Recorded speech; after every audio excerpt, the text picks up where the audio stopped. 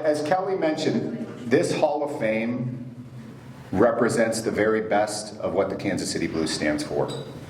And tonight, as we celebrate two men who've helped define really what it means to wear this jersey, it's my honor to present my friend and teammate, Keith Engle.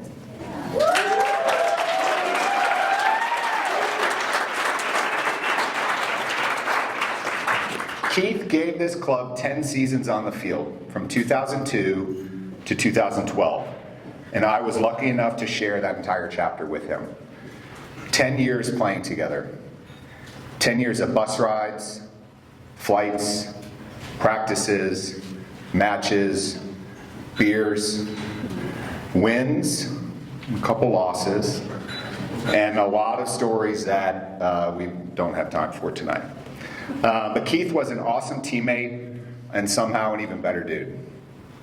Keith's rugby resume spans decades and continents.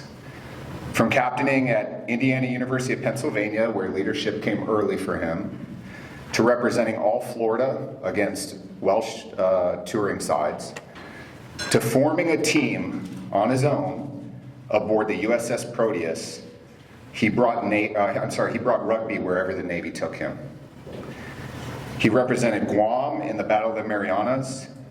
He captained the American colonials in Hong Kong to their first ever victory over a Chinese nationalist side. He competed across Asia and the Middle East, facing international competition at every stop. And he also led Denton Rugby Club in Texas for 6 seasons as captain, setting a standard that lasted long after he moved on from there. Different countries, different jerseys, the same result. Keith Engle leading from the front. Then in September of 2002, at 35 years old, he joined the Kansas City Blues. And this is where our story really begins. Keith became a fixture at fly half for a decade. Steady, composed, unflappable. He was team captain in 2006 and 7, was voted MVP that same year, and throughout his Blues career, he set the standard for commitment to this club. He represented the Blues nationwide in Super League, competing at the highest level American club rugby had to offer, and wearing this jersey with pride wherever he traveled. He helped lead our team to 2 St. Louis Ruggerfest championship finals, and in his last season was a key contributor to the Division III side that eventually qualified for Westerns and went on to go to the national quarterfinal out in Chula Vista. While simultaneously playing club side for the Blues, Keith won countless Old Boys championships with the Blues Brothers in Aspen. Because why just play 2 days in Aspen every year when you can play for 4 instead? When Keith was well into his 40s, and we were rebuilding the Sevens program, we had barely enough bodies to field a side. And we a couple times told Keith he'd be the 12th man if he could just come to Dallas or just come to Austin and get on the roster, when really we only had about 8 guys. And Keith had to play a lot. And every single time he showed up, no ego, no hesitation, and he absolutely balled out. When his first side days wound down, Keith stepped forward. He played second side, he played Old Boys, he coached, he joined the board, and traveled with the team on his own dime. Because for Keith, rugby has never been about what the organization gives you. It's always been about what you give forward. But Keith's impact on Kansas City didn't stop there. He served as head coach of the Kansas City Jazz, leading the women's side to nationals twice. Yes.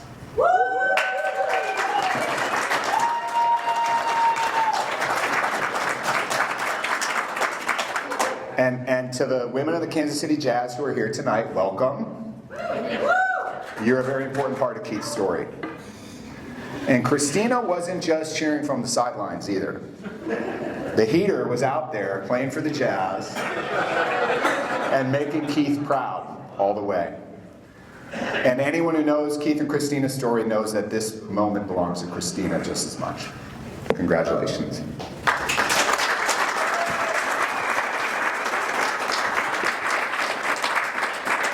I think that says everything about their partnership and about the rugby family that they have built together. And for me personally, Keith isn't just someone I shared the field with. He was the godfather of the Dork Squad. It's a group of younger guys like me and Money and English and Lyons and Clint who all joined the team around the same time. Keith was a lot older than us, but he was stuck with us. Part of being stuck with us meant listening to Keith's legendary sea stories. Stories about naval deployments in the South Pacific and the impressive things exotic dancers can do with loose change.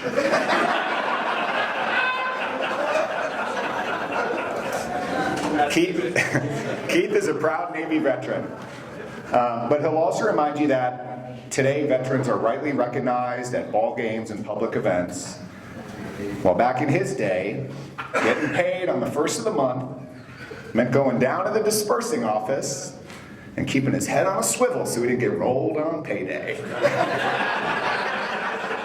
That's Keith. Proud of his service, but never taking himself too seriously. Keith and I roomed together at our first Aspen Ruggerfest in 2003, crashing with Money and Nelson at a prime spot at the Prospector. We went on a lot of Super League road trips over the years, hung over layovers at Dulles Airport on those weird Star Wars buses that take you from terminal to terminal.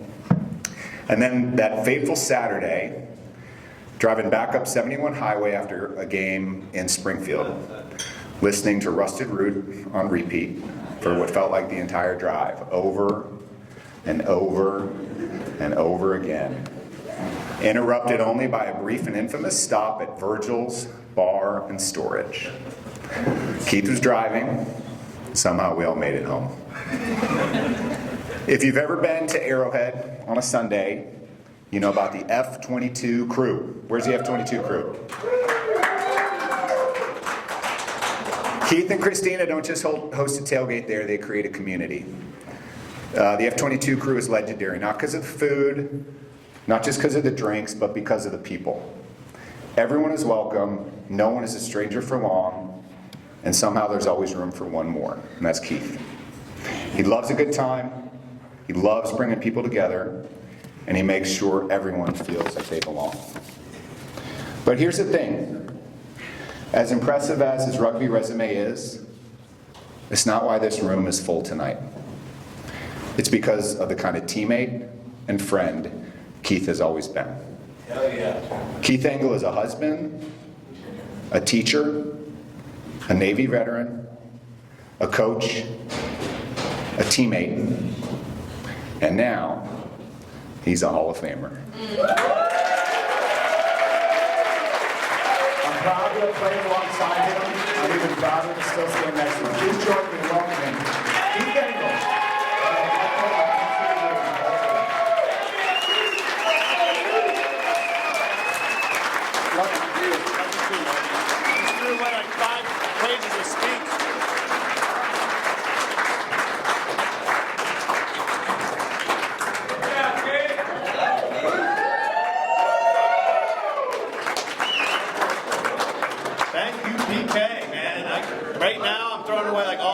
That's it. Ditto, like the guy with the Christmas lights and the neighbor has all the great ones. I'm like, ditto. Right? There you go. Yeah, that goes that page, right? Put that piece of paper way in top. Yeah, that page is gone right there. Oh, yeah. Technically, that was my ChatGPT speech right there. Thank you all. Appreciate it. Ladies and gentlemen, all my supporters, everybody that came in to make to this trip, I appreciate you all. Current players, old players, Hall of Famers, everybody, love yous all. Glad you're here to share this with me. Now, I do have a speech. There's a little bit of a sermon, and there'll be some. Who stole those? Skahan, where are those jerseys? Remember? Sevens in Tulsa, I think it was? Anyway, I digress. Ladies and gentlemen, teammates, past and present. This is my ChatGPT portion. Coach coaches, supporters, and friends, thank you. Congratulations, Simon. Chewed a lot of pitch with you, and I'm sure Doug Brown's going to bring it up, and I hate to steal it, but the Alec Parker swollen eye was the greatest thing ever. But because that guy was just swarming every time we went in for a rug, and this is a championship game at Aspen Rugger Fest, and you're looking at probably two of the best teams in the tournament.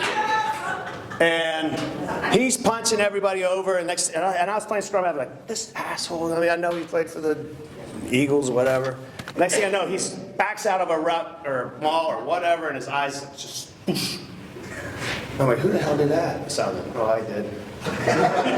Good on you. And then we were thinking, oh my God, after the game, we're gonna have to put the mouthpieces in, shake hands, and we thought these are the biggest bunch of assholes I ever saw. And then they go up and shake Big Bob's hand in his wheelchair, like, all right, God damn it, they're ice guys. Yeah, shit. They have our class act. But anyway, yeah, I remember that. So, an honor to be inducted alongside you, Simon, for sure. I do want to thank the Hall of Fame committee for even considering me to join all these legends. When I started with the club in 2002, I was already old. And I thought the best days of my rugby were over. Like, if you'd have had me when I was like 22, chingao, I was awesome. And for those of you who speak Spanish, you know what I just said. But at 35, I'm like, I already played for a D3 club that wasn't that good, D2 prior, and I was captain, and they always told me, you're the best player on the shittiest team. I'm like, yeah, I know. But I was always out there trying my best every single week. So when I got to the Blues, when I got to Kansas City, due to my wife being moved up here, I was courted by City. And I remember saying, you'll never play for the Blues, whatever. You want playing time? Like, well, I'm 35. I really don't care if I have playing time. I want to play for the best. So I played for the Blues. I know some of you guys will be watching that shit, and it's pretty good. I found a lot of pictures. So I decided to play for the Blues, and the first opportunity to play was at Aspen Rugger Fest for the over 35s, because that's how old I was. And I got to play with legends. Big Bob Wilson, Chuck McKean, and I had roomed with Big Bob and Danny Tian, and hanging out with Chuck that weekend, holy shit, that guy blew my mind. I had never met, sorry if there's kids in here, but I never met a funnier fuck in my entire life.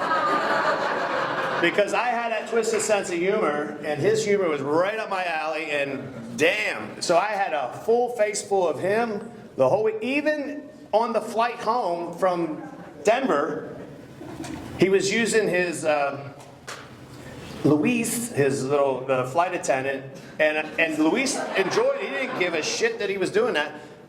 Bought the whole plane a round of booze, so I used that too. So and then also, I was also playing with this guy named John Franklin. I don't know if you know who he is. So anywho, after that weekend, despite meeting Franklin, I decided to still play for the Blues. Like, I'll give this open side a shot.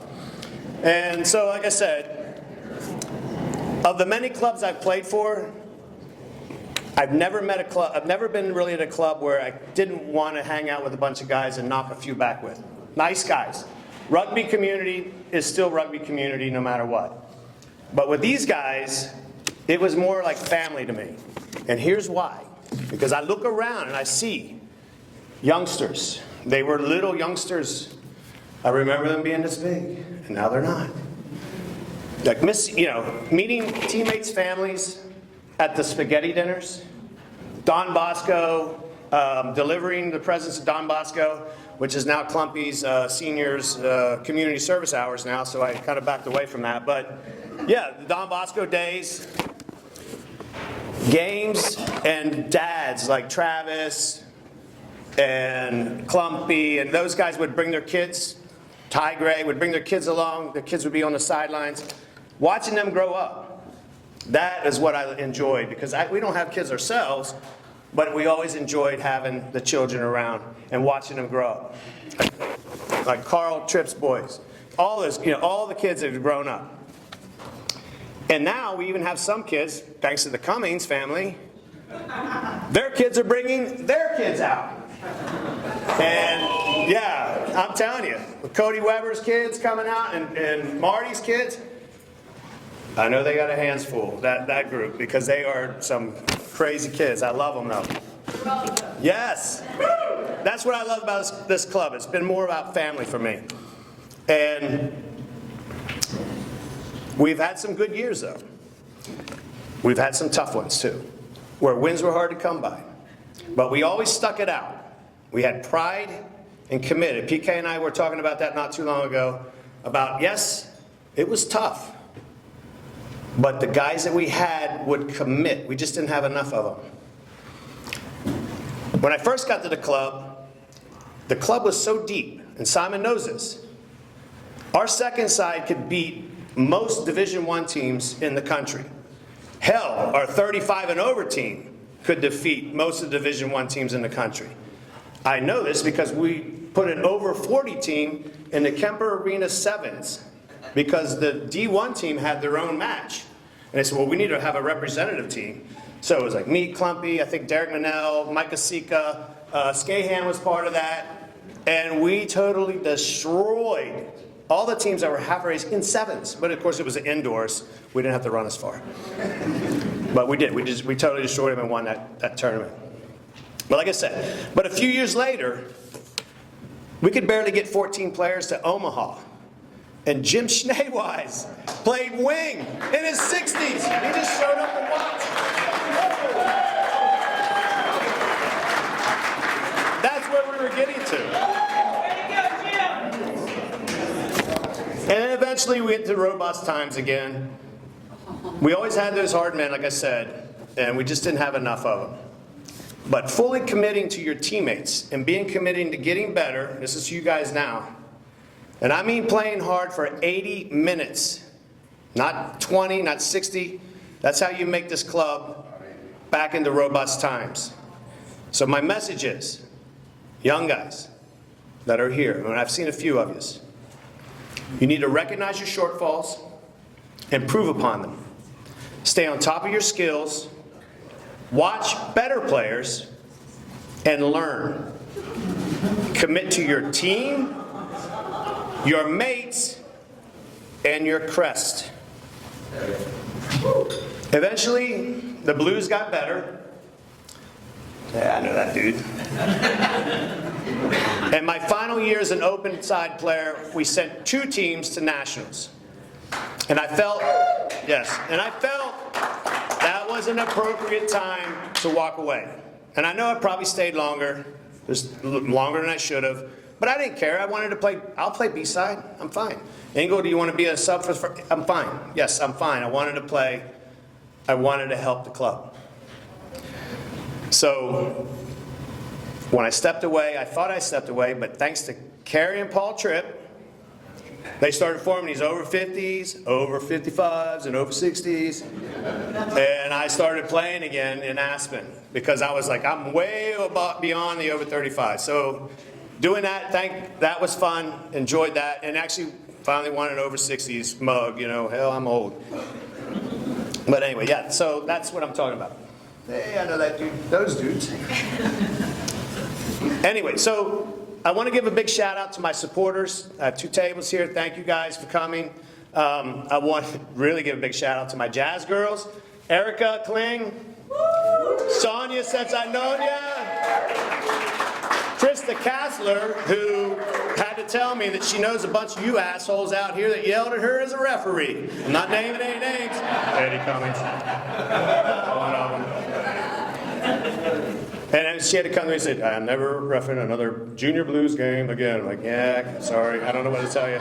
They're assholes. Sorry. Libby, love you. I'm going to still say Hungerford. I don't care. I love you, babe. Molly Estes, who now has 2 guys that still are playing now for the team. Her husband, Jason, did coach me at Super League. I think it was our final Super League year. So apparently we got some guys that are Esteses that are pretty decent. That's nice. And Chris Franz, who is a jazz legend. Yeah. I appreciate you, Jazz girls. I know, Hannah, you're a Patriots girl, but it's okay. These girls right now could probably beat the Patriots. Sorry, and the Jazz. Together, probably. Form an all-star team, these girls could probably beat them now. Because as coach, I got to witness them at 2 Nationals appearances, and that's when I get to see broads who are tough, competitive, and when I say competitive, I'm talking if it's beer pong, if it's shuffleboard, it doesn't matter what the sport is, they are going to try to kick your ass. Or bending over and picking up a paper bag on one leg. I still remember doing that. I'm hip. Yeah. So, yeah. Yes. Am I about done? You gonna play the music? Fuck off, Frank. All right, I'm almost done. Thanks but not least, my wife Christina, who's here.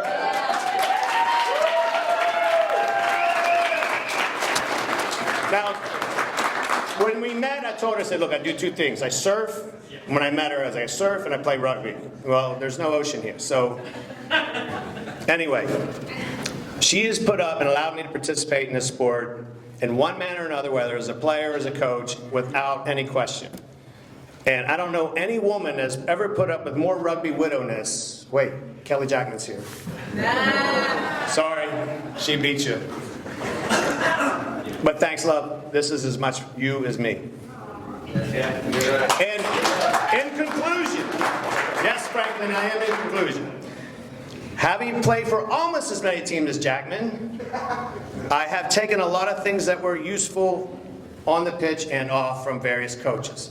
From my collegiate coach, Mark Zetterberg, who coincidentally reffed our last game against Philly Whitemarsh in Arrowhead. He always told me, keep your boots in your trunk. You never know when you can pick up a B-side game on a Saturday. Stay till the beer's drank and the last song is sung. And by the way, we have been undefeated in Arrowhead. So the Chiefs are leaving in 2031. Maybe it's their new pitch. I don't know. Well, my old Aztec coach, Joe, one hell of a guy, Gonzalez. Those of you that played for Team America, I'm joking with that one.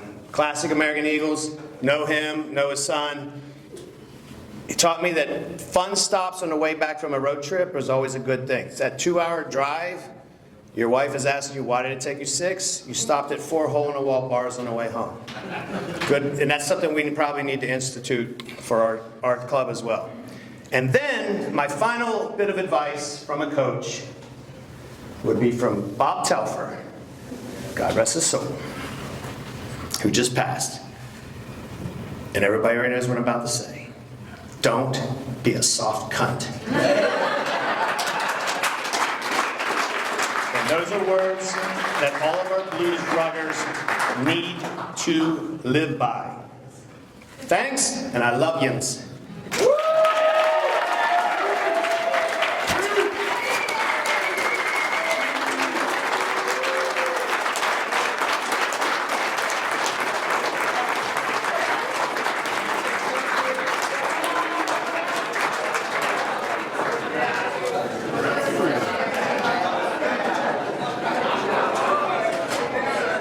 Okay, we are going to move right along. I'm going to bring up, we're going to settle back down. I'm going to bring up Doug Brown to introduce our next Hall of Fame inductee.